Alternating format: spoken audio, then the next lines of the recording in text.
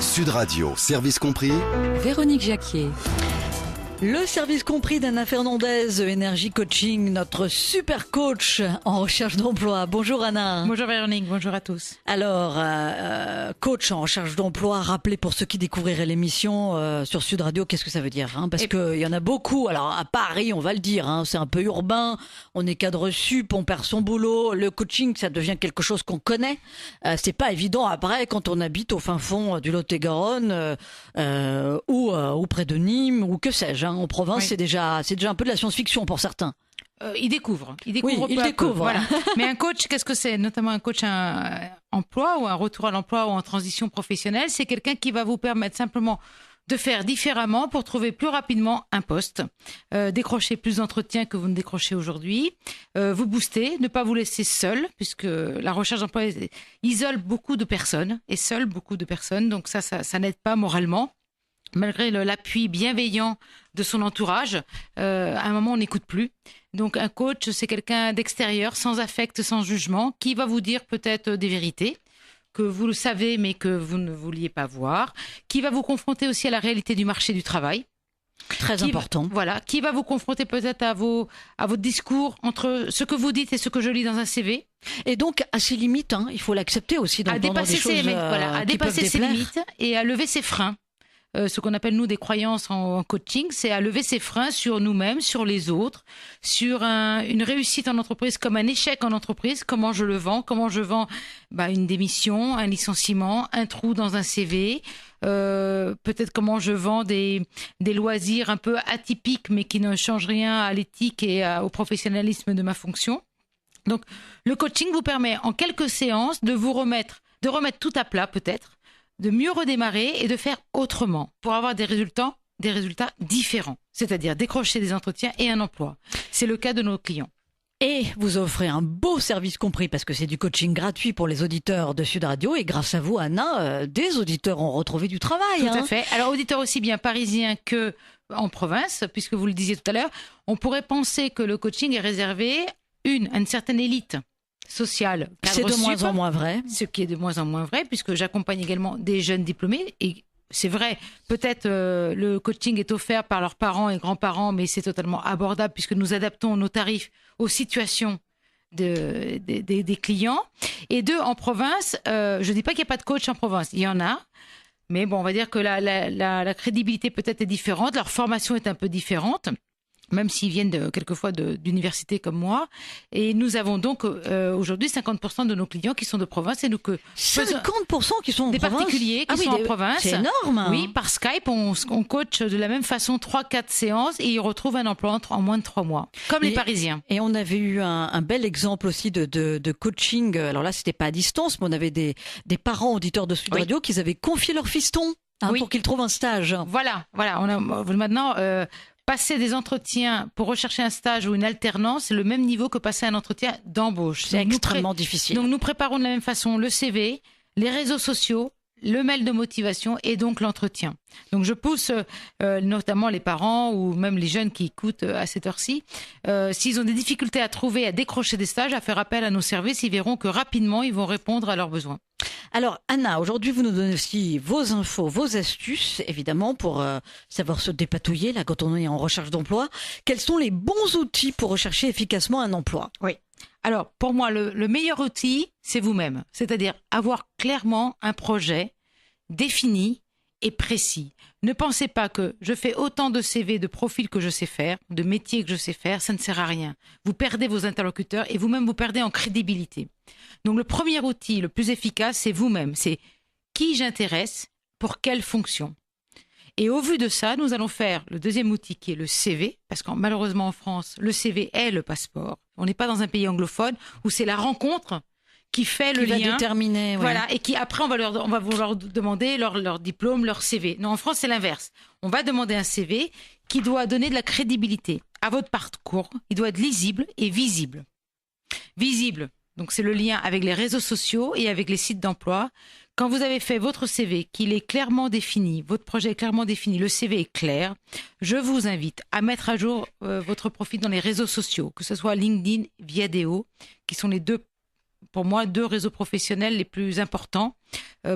notamment pour une recherche d'emploi ou pour une transition professionnelle. Je suis en poste et je veux chercher. Ce que je dis est également valable aussi bien pour quelqu'un qui est en poste, qui veut évoluer, que quelqu'un qui est sur le marché du travail. Un CV clair donne un profil clair et donne envie de vous rencontrer.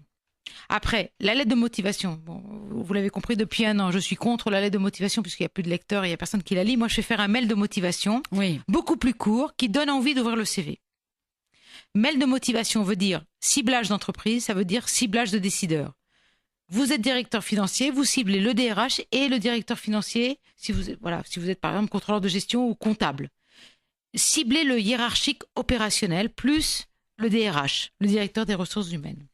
Donc, qui dit lettre de motivation ciblée, profil sur les réseaux sociaux ciblés, qui nous donnera quelqu'un qui soit bien aligné pour moi en entretien, qui sait se vendre. Et lettre de motivation, c'est idiot, Anna, mais il faut le rappeler, on écrit un monsieur un tel, c'est pas monsieur, voilà, c'est monsieur Dupont, ou madame Durand. Voilà. Monsieur, on madame, sait à qui on s'adresse. Monsieur, madame, ça ne sert à rien. Voilà. Pour moi, postuler à cette offre sur les sites d'emploi, je suis désolée de le dire et de le redire, pour moi, ça ne sert à rien. C'est 200 CV en 1 heure. En revanche, je vois, par exemple, Conforama qui recrute un vendeur en électroménager, eh bien, pour tel site, eh bien, je vais aller demander à un autre peut-être vendeur comment s'appelle le directeur de Conforama de telle ville et je vais lui écrire directement. Voilà, Monsieur Durand. Voilà, je n'ai pas son mail. Un envoi postal est totalement apprécié et en plus sort un peu de la norme. Donc ça marche. Et donc du coup, ça nous donne quelqu'un qui a un pitch, donc un discours clair, en 2 ou 3 minutes, qui est capable de se vendre et qui est capable de répondre à des questions. Je dis pas moi difficiles, peut-être délicates. Pourquoi telle formation? Pourquoi telle expérience? Vous êtes parti au bout de 18 mois, pourquoi? De savoir clairement se vendre, expliquer clairement son parcours, pourquoi on a fait un arrêt de 10 ans peut-être pour élever ses enfants. Aucun souci. Tant qu'on est clair avec ça, la difficulté du pitch, c'est de découvrir un mensonge. On découvre un mensonge sur une ligne, on peut soupçonner, moi recruteur, qu'il y a d'autres mensonges. On n'est pas capable de justifier peut-être un parcours ou un trou pendant 3 ans. Voilà. La crainte toujours de la référence. Ah, mais je peux pas donner le nom de mon ancien employeur parce que je suis au prud'homme avec eux et je n'ose pas. Eh ben, parlez-en clairement. Alors, vous n'avez peut-être pas utilisé le mot prud'homme. Vous êtes parti pas en bon terme. Parce que ça, c'est pas bien vu. Non, je suis au prud'homme avec mon ancien employeur. Moi, je me mets à la place du nouveau. On se dit, elle est capable de recommencer chez moi. Bah oui. Voilà. Oui. Donc, vaut mieux être clair du pourquoi. Ou simplement peut-être être un peu plus évasif, qu'il y a eu un licenciement économique, vous n'étiez pas d'accord sur les termes, et ça fait qu'aujourd'hui, vous ne pouvez pas vous en servir comme référence. En revanche, vous pouvez vous servir comme référence, peut-être pas du DRH, mais d'un manager ou d'un collègue qui a lui-même changé d'entreprise. Ça, c'est accepté. Bien sûr. Ça ne remet pas en cause vos compétences. Il y a eu un contexte un peu particulier. Donc ça, c'est très important, c'est le pitch. Pour moi, il y a un triptyque, c'est que le projet donne un CV clair avec un mail de motivation qui suscite l'envie de vous voir. Votre objectif en entretien, c'est de conforter la bonne impression qu'a donné votre CV, qui est synthétique en 1 page, où on voit les domaines de compétences, on voit le parcours et on comprend... Même si on a 25 ans d'expérience professionnelle, synthétique en 1 page. Ah oui, je vous montre des CV, Véronique, de clients qui ont 25 ans et plus de 30 ans, ce que j'accompagne en ce moment. En 1 page, on est très capable de poser un parcours. Ça suscite l'envie de poser des questions. L'objectif, c'est d'être un échange. L'entretien, moi, je le vois comme un échange gagnant-gagnant. C'est pas un jury. Je suis pas en train de passer un grand oral. C'est pas le bac de français ou un autre bac. C'est clairement d'être dans un échange. Je pose mon projet. Posez-moi des questions sur mon parcours. Et moi, je vous apporte concrètement mes réalisations. Et je vous pose des questions sur le poste que vous me proposez, sur l'entreprise que vous êtes. Donc, quelque part, le CV, c'est vraiment une façon d'accrocher. Le CV, pour moi, c'est le mail de motivation plutôt, et la bande-annonce comme d'un film. Ça me donne envie de voir le CV ou pas. Ça me donne envie d'aller voir le film ou pas. C'est ça tout l'exercice qui est pas facile du mail de motivation. C'est j'en dis assez pour qu'on ouvre le CV. Et le CV doit donner envie de me rencontrer. Et moi, quand je suis en tête-à-tête avec le recruteur, je donne envie de travailler avec moi.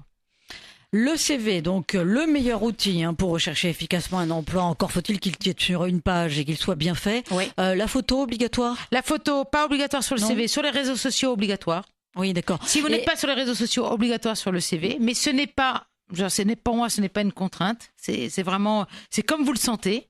Sur les réseaux sociaux, c'est très apprécié. Mais les réseaux sociaux, moi je me mets à la place des auditeurs de Sud Radio. Il y en a qui sont complètement largués là. Ils se disent mais j'ai pas internet, j'ai pas d'ordinateur. Bon, ça veut dire que je suis foutu. Non, on peut trouver un emploi sans être dans les réseaux sociaux. Moi, j'accompagne des personnes qui, pour différentes raisons, ne veulent pas être dans les réseaux sociaux parce qu'ils ont peur d'une intrusion dans leur vie professionnelle et intime. Et ils n'ont rien à cacher, mais ils ne veulent pas y être. Oui. Ils n'y sont pas. Votre CV déposé sur les sites d'emploi généralistes ou spécifiques suffisent. Aller à des salons de recrutement, déposer votre CV suffit. Faire des envois à réponse à des offres ou à des candidatures spontanées suffit également pour semer votre CV. L'intérêt des réseaux sociaux pour certains postes, c'est que ça nous donne plus de visibilité sur le marché caché. C'est-à-dire que quelqu'un qui va... Qu'est-ce qui se passe? Alors, qu'est-ce que le marché caché, Anna? Le marché caché, c'est un marché d'emploi. Ce n'est pas par piston, par recommandation, mais on veut le garder pour certains niveaux de poste et pour certains éléments ou de secteurs d'activité qui fait qu'on aimerait bien que cette offre soit remplie, cette fonction soit remplie par quelqu'un qu'on connaisse indirectement par le réseau. Donc c'est le réseau. C'est un peu une niche. Voilà. L'intérêt des réseaux sociaux, je reviens sur le sujet, c'est pourquoi l'intérêt des réseaux sociaux? Accès au marché caché. Accès à des contacts peut-être de personnes que vous n'auriez pas dans votre réseau professionnel et personnel directement. C'est-à-dire que les gens qui sont en contact avec moi ont indirectement accès à mon propre réseau, qui est peut-être plus large que le premier qu'ils ont. Ça, c'est le point. Deuxième point, le monde est très petit, quel que soit le monde, surtout le monde professionnel. Donc, on pourrait avoir dans ses propres réseaux respectifs, entre moi, candidat, et lui, recruteur, des personnes en commun. Et le recruteur va avoir un réflexe. Tiens, Jean Dupont, tu connais telle personne, elle a postulé chez nous, je vois que vous êtes en contact en commun sur les réseaux sociaux, de quoi tu la connais? On peut écrire des recommandations sur un profil. J'ai travaillé avec telle personne, elle est avec telle compétence, donc ça crédibilise aussi son CV. Et puis l'intérêt, c'est que le CV papier doit être à l'image de votre profil LinkedIn. Ne rajoutez pas plus sur le profil LinkedIn qu'il n'y a sur le CV et vice-versa. C'est là où on va trouver des coquilles. Mais un recruteur fait-il vraiment attention désormais au fait qu'on soit sur ces réseaux sociaux, sur LinkedIn et Viadeo? Un recruteur, le côté, le réflexe normal, c'est dans la barre Google d'écrire votre nom et votre prénom. Voilà. Et la première fiche, la première ligne qui apparaît sur vous, c'est votre profil LinkedIn et Viadeo parce qu'ils payent très cher pour être en première ligne. Vous n'y êtes pas, ça leur pose pas de problème. Ils trouveront votre trace par ailleurs. Vous avez peut-être publié un article, vous avez peut-être été cité dans un article. Donc on retrouve votre trace. Maintenant on retrouve tout le monde. On retrouve tout le monde. Donc je dis pas que c'est incontournable, mais c'est un plus. Et franchement, ce n'est pas très difficile d'avoir un profil sur les réseaux sociaux, ce n'est pas très chronophage, c'est méthodique. Faut le faire une fois bien et après ça roule, tout seul. On a retrouvé Pierre. Bonjour Pierre. Oui, bonjour. Alors, vous avez 44 ans, vous avez 20 ans d'expérience dans le social et le culturel. Vous étiez en recherche d'emploi depuis 2014. Vous faisiez du bénévolat dans le monde artistique. Et puis, vous illustrez merveilleusement le coaching et la façon de rebondir puisque vous vous êtes dit il faut que je bouge et vous avez sollicité Anna Fernandez pour du coaching. Comment ça s'est passé pour que les auditeurs de Sud Radio comprennent bien? Alors, moi, j'étais un petit peu perdu dans ma recherche d'emploi. C'est-à-dire, j'avais jamais été au chômage de ma vie. J'avais enchaîné plusieurs postes et je me suis retrouvé donc à 42, 43 ans au chômage avec très peu de méthodes. En fait, j'avais un double profil social et culturel et j'avais beaucoup de mal à me positionner. Donc, j'ai contacté Anna qui m'a vraiment aidé à redéfinir totalement mon projet, à reformater mon CV pour qu'il soit beaucoup plus lisible et qu'on voit tout de suite sur quoi je souhaitais me positionner parce qu'il partait un petit peu dans tous les sens. Elle m'a également aidé sur tout ce qui est courrier de motivation afin d'être plus efficace. Et à partir de là, j'ai commencé ma recherche d'emploi et en 1 mois et demi, j'ai obtenu un emploi. J'ai obtenu un poste sur lequel je suis actuellement.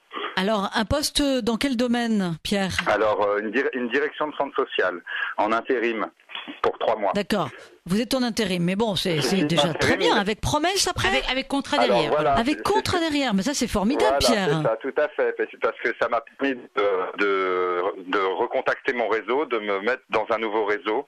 Et à partir de là, une fois qu'on est en poste, les annonces arrivent beaucoup plus facilement. Donc là, j'ai des propositions qui feront suite au poste que je fais actuellement. Alors, Anna Fernandez, l'accompagnement de Pierre, là, ça paraissait quelque chose d'assez limpide, non, par rapport à ses compétences ? Pour moi, c'était limpide. Pour lui, ça l'était moins. Ça l'était pas. Parce que, voilà, au début, d'avoir un trou de presque 2 ans, on se dit, qu'est-ce que je sais faire ?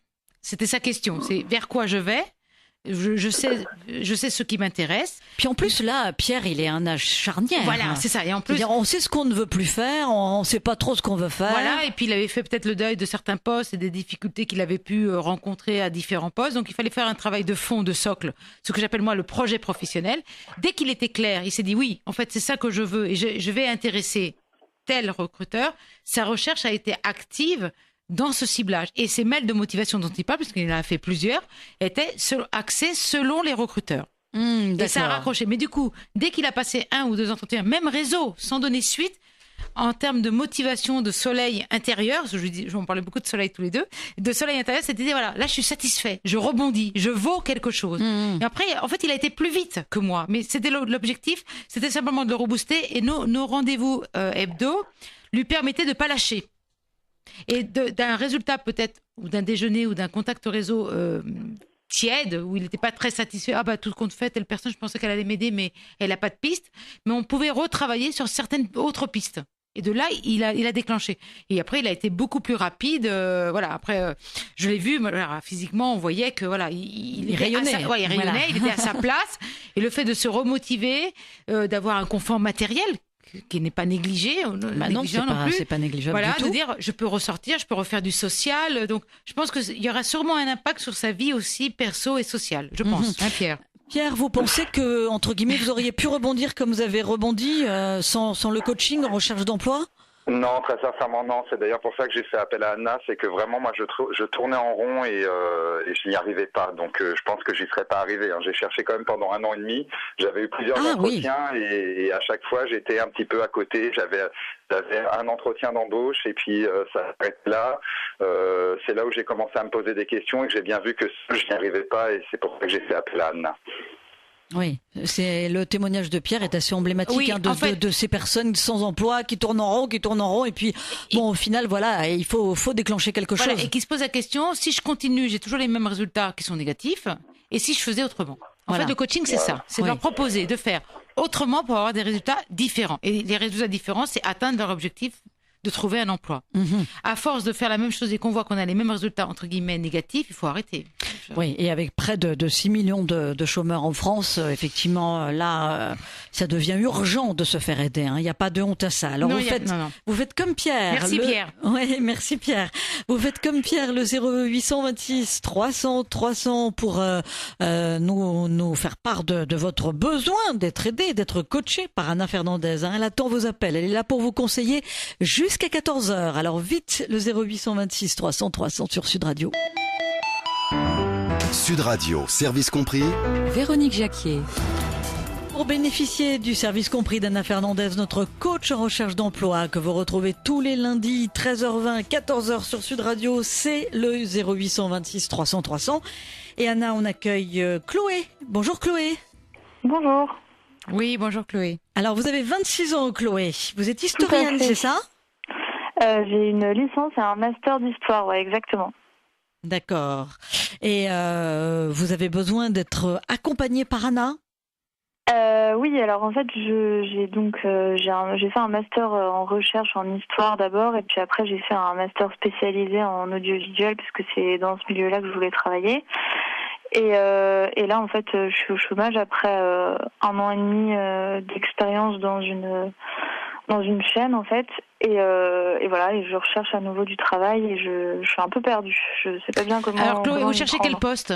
Quel poste cherchez-vous ? Quel poste postulez-vous dans les offres d'emploi ? En fait, je vous avoue que je regarde beaucoup les offres d'emploi et je postule à des postes un peu différents, en fait.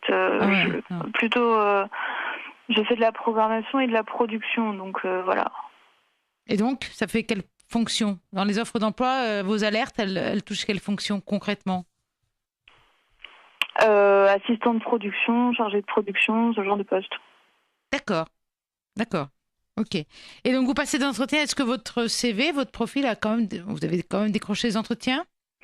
Alors je cherche pas non plus depuis très longtemps. Je cherche depuis 2 semaines. J'ai eu un entretien pour l'instant la semaine dernière. Et alors, comment ça s'est passé? J'en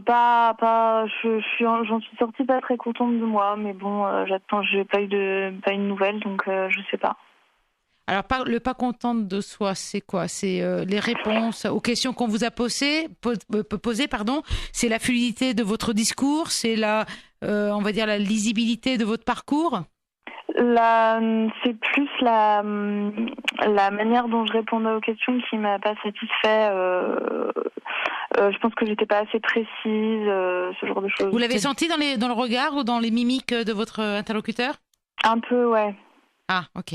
Vous avez eu le sentiment que vous aviez pas assez travaillé, non? Parce que finalement, vous êtes peut-être Chloé, vous êtes peut-être rendu compte que justement un entretien, ça se travaillait, c'est pas ça? Non, mais justement, en fait, parce que ça, je le sais, et je les prépare beaucoup. C'est juste que je trouve ça difficile parfois de ressortir assez naturellement ce qu'on a pu préparer. Je sais pas si vous comprenez ce que je veux dire. Là, le recruteur, concrètement, vous saviez qui était le recruteur en face, quelle était la Ouais, station ou voilà. Donc vous aviez préparé un peu leur politique, leurs valeurs, vous avez travaillé leur fiche entre guillemets. Ça, ok. Bon, ça c'est une chose. Vous saviez pour quel poste vous candidatiez? Oui, bien sûr. Aussi, d'accord. Est-ce que dans votre parcours, il y a un lien entre le poste pour lequel vous avez candidaté et leur fiche et leur entreprise? C'est ça qu'il faut travailler. Oui. Oui. Ok. Et donc, quand vous dites j'ai eu un sentiment que je répondais de façon pas assez précise aux mimiques de la personne, ou parce qu'avec avec le recul après vous dites là j'aurais pu rajouter tel détail, tel point important? Ouais, c'est plus ça, ouais. Mais c'est plus ça. Ouais. D'accord. Alors ce que je peux vous conseiller, Chloé, c'est que retenez bien les questions qui vous ont, on va dire, un peu, pas dérangé, mais où vous dites j'aurais mieux pu répondre, pour que le prochain entretien avec un prochain recruteur, incorporez dans votre pitch, dans votre discours naturellement, les réponses que vous avez données à ces questions-là, qu'on ne vous les pose plus. Ouais. Et que le côté précision, les détails qui vous manquaient il y a quelques jours, vous les intégriez dans votre discours. On va peut-être vous poser d'autres questions. Je ne dis pas qu'on ne va pas vous poser d'autres questions aussi compliquées. Mais au moins, je serais préparée celle-là. Voilà. Mais déjà de donner, avant même qu'on vous les pose, des réponses. Parce que ça peut anticiper le recruteur. J'avais l'intention de poser cette question, elle me donne déjà la réponse, point plus. Je pensais pas poser cette question, mais elle me donne des informations, point plus. Donc de chaque entretien, il faut que vous en tiriez des leçons pour le suivant. Ouais. Donc on peut être mécontent d'un entretien, on est tous mécontents d'une intervention, d'un entretien, on se dit la prochaine fois j'aurais dû rajouter ceci, dire cela. Notez-le et faites-le. Voilà, retour critique en fait par rapport à... retour d'expérience. Voilà, retour d'expérience par rapport à ce premier entretien. Mais c'est pas mal, Chloé, d'avoir déjà eu un entretien. En 15 jours, Chloé, poster quelques CV et avoir un entretien. Voilà, ne vous dites pas c'est peut-être raté, ne vous dites pas j'ai pas de réponse, c'est peut-être bon, je vous le souhaite. C'est peut-être pas bon, le temps qu'il voit d'autres candidats. Ça devrait vous donner envie de passer encore plus d'entretiens. Ouais, bien sûr. Passez encore plus votre CV à différents endroits, le poster ou par recommandation, par contact, pour que vous fassiez plus d'entretiens. Je disais il y a 15 jours, il y a plein de salons de recrutement en ce moment. Oui. Allez-y, allez vous entraîner, ça ne coûte rien. D'accord. Rodez votre discours. Et en plus, comme ça, elle peut passer des entretiens d'ailleurs. Parce que sur Chloé, les salons de concrètement, si je devais vous poser la question un peu piège, présentez-vous, vous me dites 3 lignes. C'est quoi? 3 phrases. Que je me présente en 3 phrases? Ouais. Il me faut vos années d'expérience. Je m'en fous de votre formation quelque part. Il me faut la fonction que vous cherchez, les années d'expérience que vous avez, qu'est-ce que vous cherchez. Dans le qu'est-ce que vous cherchez, c'est le type de structure. Je veux dire, quand on a 26 ans, la formation, c'est quand même important, parce que mon expérience, elle est quand même limitée en termes de... Enfin, vous voyez ce que je veux dire? Oui, mais vous pouvez dire, je suis assistante de prod avec 1 an et demi d'expérience. Ouais. C'est ça, votre première phrase? Ouais. Diplômée de telle école, ça me coûte rien, ok? Ouais. Et après, de dire, je cherche un poste d'assistante de prod, dans quel type de structure? Parce qu'il y a différents supports pour vous. Ouais, bien sûr, ouais. Alors, vous dites quoi? Moi, je cherche un documentaire. Voilà, ok. Bon, tout est dit. Voilà, donc c'est bien. Je vous dis, pourquoi je vous fais cet exercice, Chloé, c'est si vous deviez demain parler à quelqu'un pendant un dîner, une expo, des rencontres un peu informelles, et on dit qu'est-ce que tu fais? Commencez par vos phrases je suis assistante de prod avec 1 an et demi, diplômée de telle école et je cherche un poste dans la documentation. vous verrez que ça va impacter votre interlocuteur. Il va dire, tu sais, tiens, je connais telle personne dans telle société.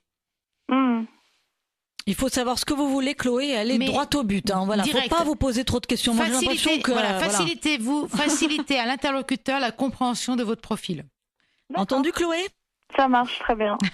On vous souhaite une belle après-midi. Vous restez fidèle à Sud Radio, bien sûr. On accueille Charlène. Bonjour, Charlène. Bonjour, mesdames. Alors, Bonjour, vous avez un master sciences politiques à Lille. Vous trouvez pas d'emploi. Vous cherchez dans quoi? Oui. Alors, plus exactement, je suis spécialisée dans les affaires européennes. Donc, dans l'idéal, j'aimerais travailler dans une institution européenne comme la Commission ou le Parlement, ou bien auprès d'un député parlementaire. Et voilà, après, j'ai quelques expériences dans des associations où je m'occupais de projets européens et j'ai vu que ça me plaisait aussi beaucoup. Et voilà, il n'y avait pas d'offre d'emploi à l'issue de mes stages. Donc voilà, je suis à la recherche d'un emploi.